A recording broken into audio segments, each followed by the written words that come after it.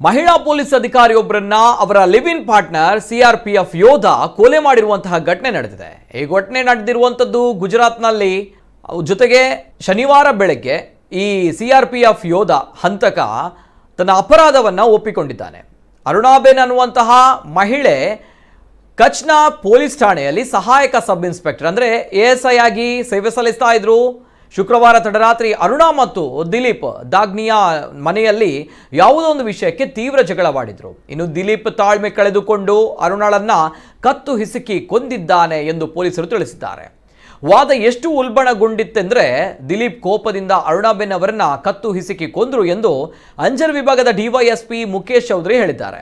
ಇನ್ನು ಮಣಿಪುರದಲ್ಲಿ ಕೇಂದ್ರ ಮೀಸಲು ಪಡೆ ನಿಯೋಜಿತನಾಗಿರುವಂತಹ ಆರೋಪಿ ಅಂದ್ರೆ ಸಿಆರ್ಪಿಎಫ್ ಯೋಧನಾಗಿರುವಂತಹ ಈ ಆರೋಪಿ ಅರುಣಾ ಜೊತೆ ದೀರ್ಘಕಾಲದ ಸಂಬಂಧ ಹೊಂದಿದ್ದ। ಇಬ್ಬರು ಕೂಡ ಮದುವೆಯಾಗಲು ಯೋಚಿಸ್ತಾ ಇದ್ರು ಎಂದು ಪೊಲೀಸರು ತಿಳಿಸಿದ್ದಾರೆ।